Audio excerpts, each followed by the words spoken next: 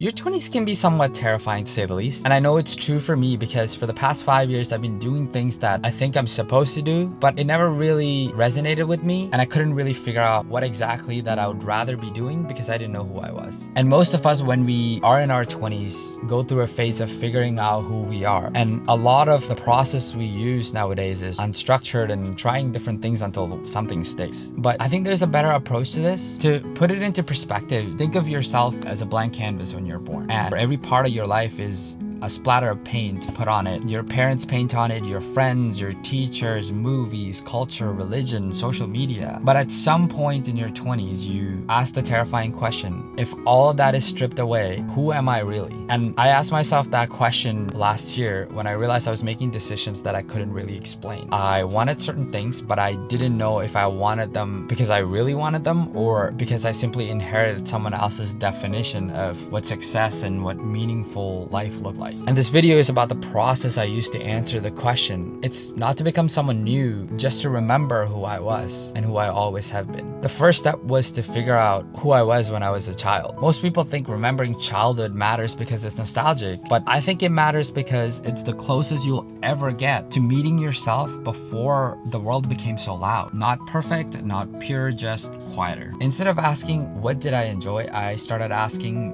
why did I enjoy it? And it's a completely different question. Maybe you loved soccer. Maybe it's because you loved the competition. Maybe it's because you loved mastering a skill, or maybe it's because you loved being on a team. Maybe you spent hours reading and you ask yourself, was it because you were trying to escape reality, or was it because you were trying to understand reality? The activity isn't the clue, it's the motivation behind it, because children rarely optimize for status, they optimize for curiosity. And that's why looking backwards is so valuable. Patterns begin to emerge, not hobbies, just traits, values, and ways of thinking. Those patterns are much harder to fake. For me, with soccer, I realized it wasn't about being on a team or loving competition or mastering a skill, because let's face it, I was pretty mid. But for me, it was about running, just going out there, having fun, and just running around. And it's crazy because when I was a child, nothing could stop me from playing soccer. Not my parents telling me I can't go, not the curfew, not the setting it was in, not the ball it was used, not the people I was around. I was never anxious to approach a group of kids that were older than me to go just play with them. And I never thought about, oh, I'm not good enough to play with them. It was just the fact that I got to be outside and I got to run around. And with reading, for me, it was never about escaping the reality. It was about those fictional characters that represented different parts of an author and how they developed an entire person out of parts of their personality. The second part of the equation is to heal your childhood wounds.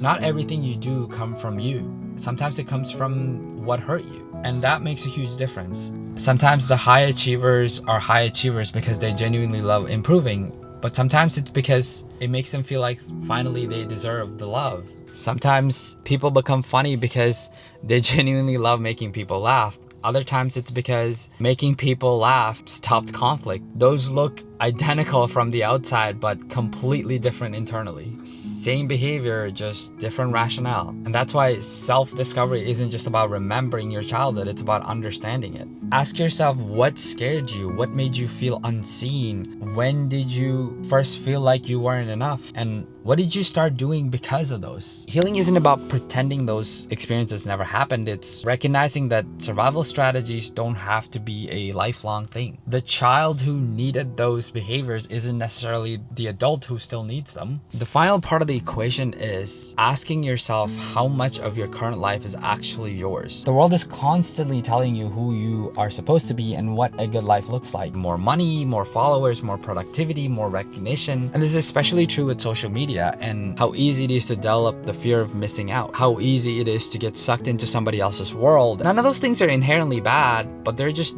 dangerous if you never ask yourself why you want them. Do you want that promotion, or do you want the respect that you think it will bring? Do you want that expensive car, or is it just the approval you're looking for? Do you want to be famous, or do you just want to be seen? Every decision deserves another question. Who taught you this was valuable? And sometimes it's you, and sometimes the answer is Instagram or your parents or your fears. The goal isn't to reject society, it's to just separate your voice from everybody else's, and then weigh out whether you still want to do them and whether it still resonates with who you are. To say the least, people always say, find yourself. I don't think that's quite right. I think most of us spend 20 years accumulating identities. Then one day we mistake that pile for ourselves. Maybe discovering yourself isn't about painting a new canvas. Maybe it's about slowly removing the colors that were never really yours, until underneath all that noise, the colors you were always drawn to begin to show through again. Because the person you're looking for may not be ahead of you. They may be waiting underneath everything you've become.